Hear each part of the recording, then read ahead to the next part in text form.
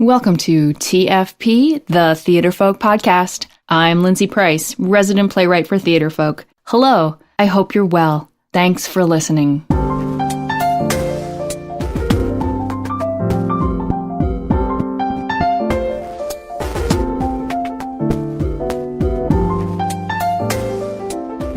Okay, here we are at episode 83. You can catch the links for this episode at theaterfolk.com/episode 83. So I was recently in Owensboro, Kentucky to see not one, but two productions of my new play, Cobweb Dreams. It was put on by both the City High School and the middle school. I was there for a week, and the thing that I noticed really prominently was the positive vibe for the arts in the city and how well the arts were supported in the schools. I mean, the school board superintendent came out to the show, shook my hand. And, I felt a real sense of hope, which I don't always get when I go into a school. A lot of times there's more a sense of despair for drama teachers as they cling to what they have and exist under a constant fear of cuts. So I talked to the drama teacher for Owensboro High School, Carolyn Greer, who has been there for over 15 years, about her journey, why she thinks Owensboro is so arts friendly, and what you can do in your community. Okay, hello. So I am here with Carolyn Greer. Hello, Carolyn. Hello. So tell everybody, what's your position? What are you? I am the theater teacher at Owensboro High School in Owensboro, Kentucky. And how long have you been here? This is my 16th year. What has it been like to be at the same school for 16 years? You know, it's really funny because I had been at the first school where I taught in Georgia for 6, and that seemed so long. And a few years back, all of a sudden I realized, man, I've been here a while. But I think it's great because it changes. Things have changed so much in 16 years that I just don't think that you don't have the opportunity to get stagnant or to get tired or to get bored because everything's just always moving. How has being at the same school for 16 years affected your teaching? It's made me stronger. It's made me work harder, I think. You know, when you go to a new place, you can take some of those ideas that you had before and you can do some repeats to help you.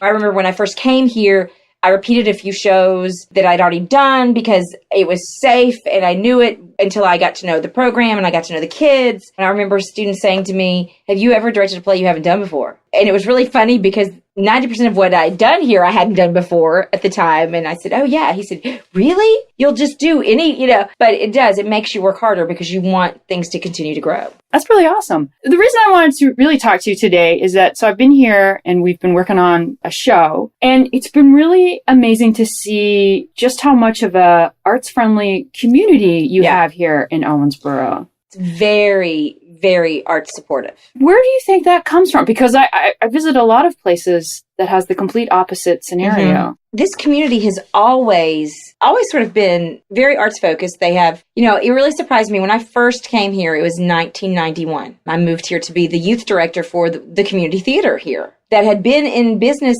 The community theater had been around since the 50s.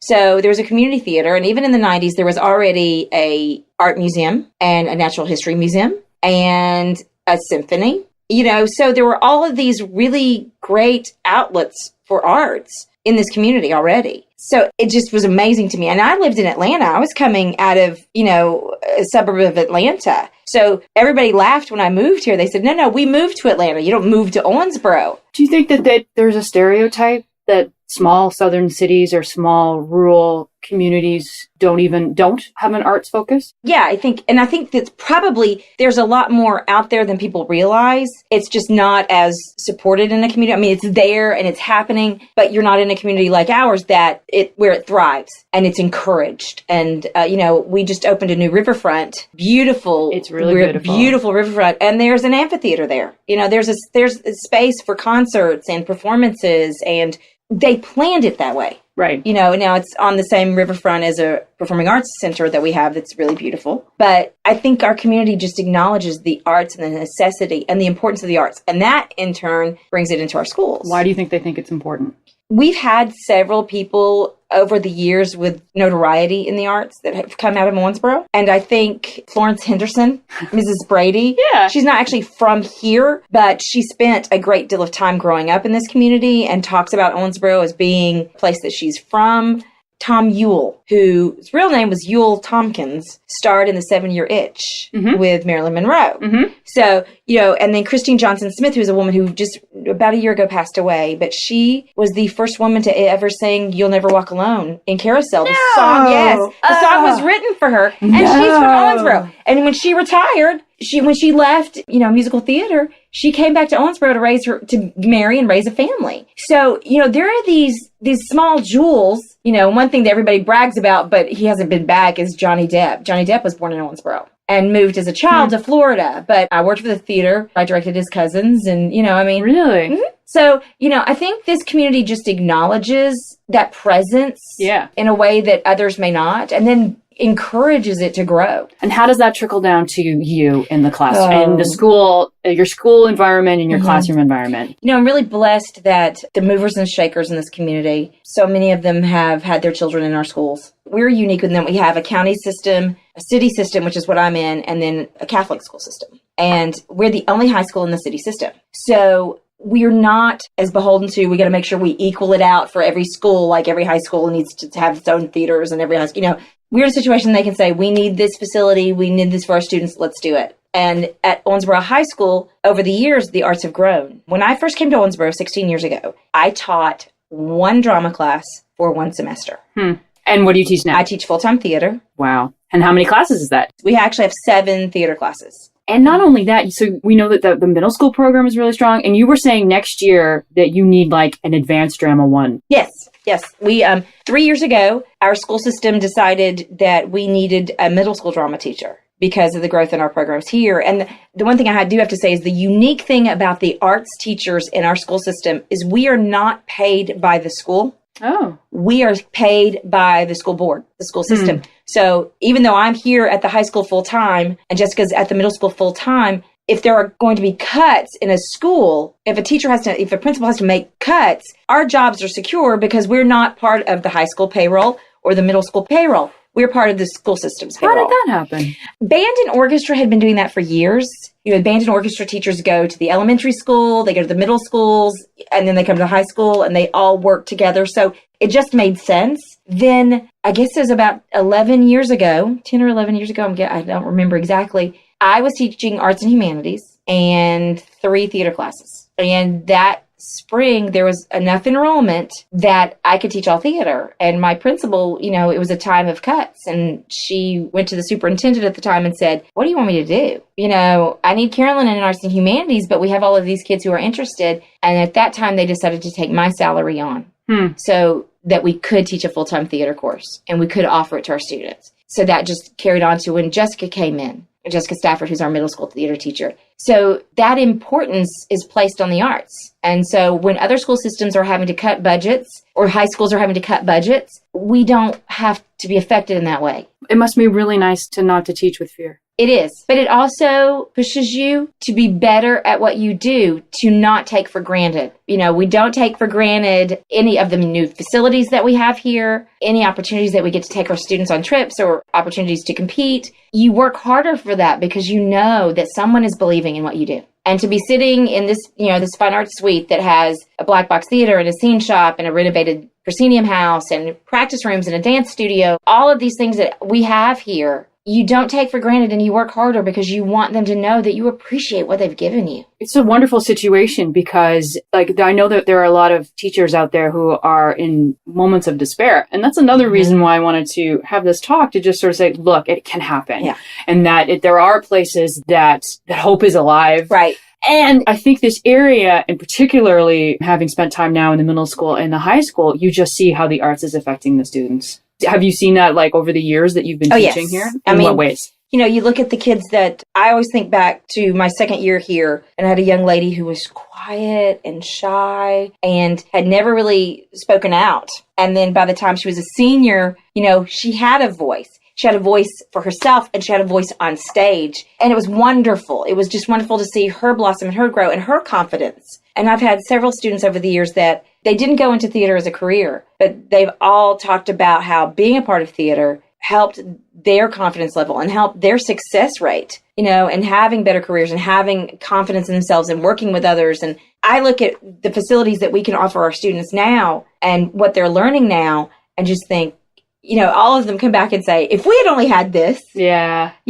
But then I look back and I think, but you were doing good work. When we had 20 lights and no gels, you were doing good work and you were working hard. Sometimes I like those limitations. Mm-hmm. I like having nothing. Right, I do too. Because then you really have to, well, it's the whole theatrical, you have to work to be theatrical. Right. And you have to create theater in your minds, in your heads. And I was talking with Jessica about doing Cobweb Dreams as a one act. And she's like, I won't be able to use this set. And I'm like, two You don't cubes. need it. That's what I told her. 2 cubes. We were talking about that and I said, you take a couple of tree trunks and you take some boxes and you're ready to go. And it's theater. I think that's one of the things I like about competing. Mm. And some people come to these competitions like Southeastern Theater Conference with these massive sets and they're gorgeous and they're beautiful and they help. They're great for that story. We don't. We bring very simple sets and very clean, focused pieces that the kids can carry on easily and we don't have a huge cast, but we tell the story.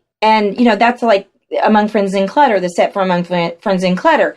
I wanted something for it. I wanted it not just to be some cubes when we were traveling because I wanted the imagery from the start to fit to the story. And so doing the paintings that we did of the children and cast members at different ages and actually using a grandmother and a mom's wedding picture that had been painted on the set, it was a timeline and it told a story, but it was very simple. Very simple and just so beautiful. And of course, I have to mention, because it's my play and Carolyn production, that with Among Friends in Clutter, they won first place at the 2013 SCTC. So it's not about the set. No. Set is beautiful. It's really funny because, and they laughed at me when I told them this. I have several really dear friends that I've made through SCTC, seeing them at each of the festivals. And one of the guys I was talking to said, yeah, are you ready to win? And this is before we even performed. And we were actually getting ready to go on. And I was back in the, holding room with the kids. And I said, no. He said, what? So we don't come here to win. And he said, come on, Carolyn, you kind of, and I'm like, no. I said, big, more often than not at SETC, the big, flashy, the spectacle. And I'm not a spectacle girl. So the spectacle won. And I respect spectacle and admire what people can do. And I love the big sets and I admire that. That's not my style. But I said, no, we don't come to win. We come to give our very best. And I always sort of say that shows like Among Friends in Clutter or Almost Maine, they're like little Valentines. Yeah. They're just little Valentines of goodness, and that's the kind of theater I love. And even though we've got this huge set for Cobweb and all these costumes and all this stuff, there's still these little moments of just goodness. What I'm most impressed with, both in the middle school and in the high school, is their community and their ensemble, right? And if you took all of it away, if we took every bit of costume away and we took every bit of set away, it would be the exact same show. Yeah. Because they work together, they work hard. Yesterday with those dear middle school students who will today get through it just fine. Beautifully. But as of yesterday, they hadn't been able to get through it. They were struggling. But I said it was struggle for success. They helped each other. They didn't leave each other hanging. And that's what you're teaching. Yeah. That's why you commented a long time ago about the fact that we're going to have an advanced theater class for Drama 1 students. For, our new students are going to have their own advanced class. That's that group of kids. They have learned. They have been training with Jessica. And they have started that process where a new group of students who've never had theater before come into an intro class with me. They have to learn how to build that community. Yeah. You build the community, then you do the basics with them. Those kids that are with Jessica at the middle school have already built that base, understand that concept, and will come in far ahead. Yeah. So the talent level I'm getting and the focus that I'm getting from these kids expands what we can do for them. You can really get into some really interesting theatrical tenets, and it really is beyond, sure, they spend a lot of their time looking upstage. Sure. Sometimes you can't hear them, but the genuine quality, I just find, and it's the same thing. Like you could take it all away and it would still be a really amazing show. And that's what should always be your base. Right. I think in the school. When I teach the kids, I tell them there are 4 things that make drama effective. That, you need light, space, actors, and an audience. And that's all you need. And you don't need, and I always say to them, did I say anything about costumes? Did I say anything about a theater? Did I say that you needed professional spotlights? Did I say, you needed a script? No, those aren't the basics. Yeah. The 4 basics are a space, some sort of light, because there's no light, it's a radio play. Dark's hard. Dark's hard, and then you need the people to be on, to be performing, and you need the people to feed too. I say that's my big hit home when I talk to actors. I'm like, your partner in this scene is not the other actor, it's the audience. Right. Because otherwise, if they can't connect to you, they can't respond to you. And that's what we want. We want that we want the love coming to the conflict and the empathy. I always talk about that with kids. Is you have to have conflict. You have to have a problem. There's got to be something to be solved. Yep. But you have to have empathy. You have to have an audience that gets what you're doing, and can respond to what you're doing in the right way. There's nothing worse than doing a show and your audience not getting it. Yes. And that's the director's fault.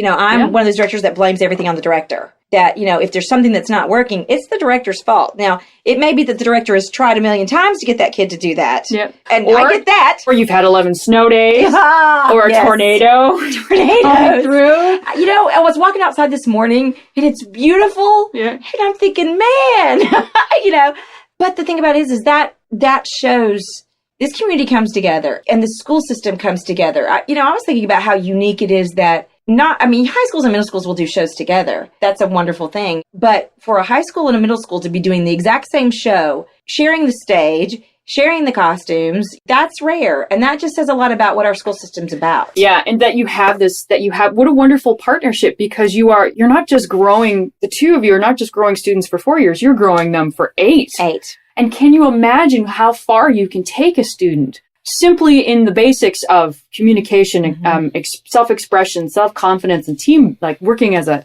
team in 8 years. Yeah. That's through all the difficulty and all the teen wonderment. I'm going to say, hey, that's a nice way of putting it. And just do you think it's because you're in this small community that this can happen? Yes.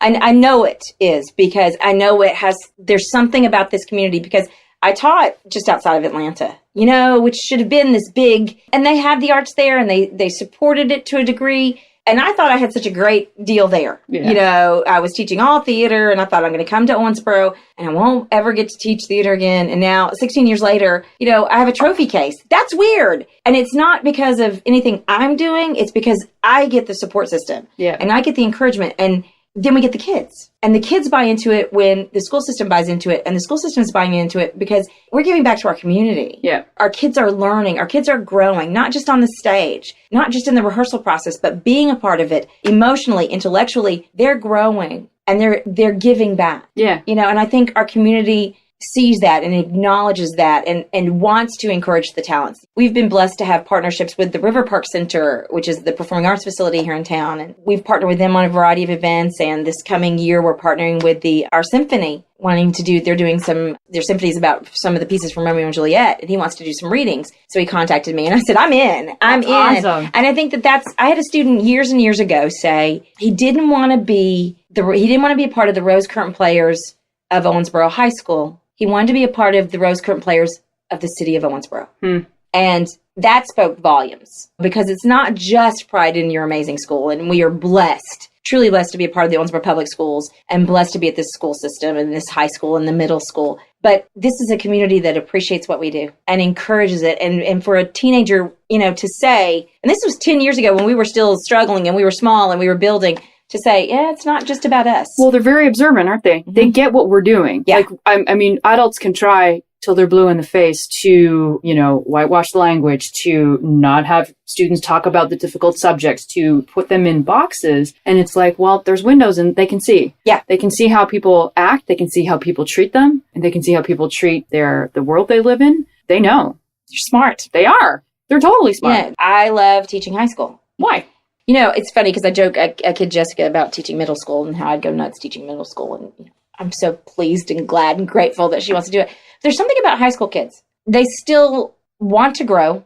They still want to challenge themselves.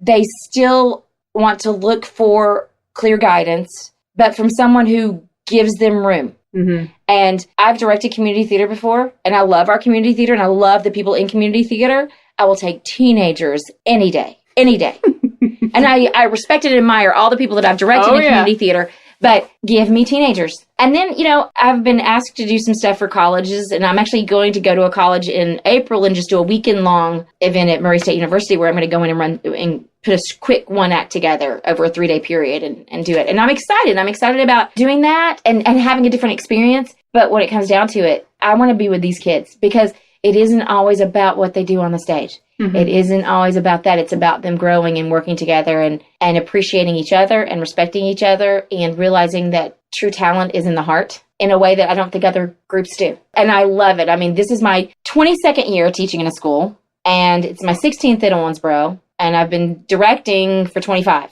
And I don't regret going on and getting a higher degree and becoming a college teacher at all. Yeah, there are things that you can do as a college teacher, but there are things that you can do that affect a life. And every college professor I ever had and all that I know, they are amazing, and what they do really reaches those kids. But I'm teaching the kids that aren't going to be theater majors. But you'll change their life. But I always say to them, you know what? If I can make you an audience member for life, then I've done my job. If I can make you someone who appreciates and respects the arts and want to support them as adults and encourage your kids, then I've done my job.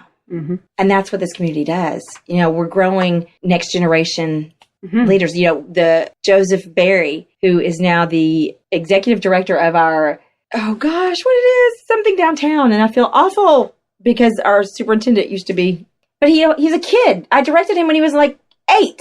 And then I directed him when he was a senior in high school. And now he's a part of the Economic Development Corporation. He's the vice president of the Economic Development Corporation in Owensboro, Kentucky. Mm-hmm. And still doing community theater and still empowering himself and others by something that he started doing as a child in this community, as a child. And yet he's here. There's lawyers in this town that I directed as children. And there's teachers that I'm teaching with someone now who I taught as a child. Mm-hmm. And, boy, do I feel old. But that empowered them. So when you have the opportunity to empower a teenager and you're in a community that nurtures it. That's superpowers, man. Yeah, it's awesome. It's a great feeling. So as we wrap up, so what advice would you give to a teacher who might be in the complete opposite situation, that they are dealing with either a school or a community that doesn't support them? How can they move forward? Don't give up. 1. Don't quit. You don't have a stage, you find a park. You go to the cafeteria. You can't afford a script, then create it. Write it. Improvise. Take a piece of children's literature that's 150 years old and create your own adaptation. If you want to do it, you can do it. It's a matter of figuring out how and not letting people tell you can't. And I think, and I come from that, I was in a school system that didn't have a lot of money and didn't have, so I had to figure out how to do things. And it was always amazing to be people saying, well, I can't because I don't have. Well, just because you don't have doesn't mean you can't. Don't give up. Find the opportunities to praise what your students are doing. Find opportunities for people to see the success. Well, I mean, it's really important that you have a trophy case. Yeah. Because that's what people denote as, that's what people think in their heads as success. Right. That's what sports success is. So why don't we have an arts trophy case? Mm-hmm. You have your pictures on the wall from winning state events, and from winning, you're going to have one up for winning SCTC. And that's, people need tangible. Next to the, 19, 20 something football teams. And, they're all up there. And I think that says a lot about what our school system and the environment of this community is. And that's why I encourage people to get involved in International Thespian Society. I'm like, when you recognize a student as a thespian, it is saying something about their level of commitment and what they're doing as an individual to grow. Mm-hmm. Honor that. Honor that child by giving them a sash to wear at graduation. Honor that child by a certificate. Honor that child's accomplishment. It doesn't have to be a big trophy. Start that small thing, and then you're going to grow, because those children are going to empower themselves and they're going to empower the children around them. That's why I love our middle school being here and seeing our high school kids. Mm-hmm. They're growing. They're learning from our high school kids. Our high school kids are being mentors to these children. They're empowering them. So don't give up. You may not have a lot of money, and you may not have, a lot of materials. Make them. You don't have to spend money to create your own. Awesome. Thank you so much, Carolyn. You're so welcome. Thanks so much, Carolyn. I really wanted to put this conversation out there in the world, because I think it's important to know, especially if you are in a situation of struggle, that it's possible, that a healthy arts community is possible, and that it does work, and they do exist. you know? All right, so let's do some Theater Folk news. We've got another Google Hangout happening this Saturday, March 15th at 3 p.m. This month, we're going to talk about what I wish I knew. So that first day walking into your drama classroom, even that first year of being a drama teacher, looking back, what do you wish you knew? So it's going to be awesome for beginning teachers to kind of listen in and get maybe some tips and some hints and hear stories, stories from the battle trenches, which are always fun in retrospect, right?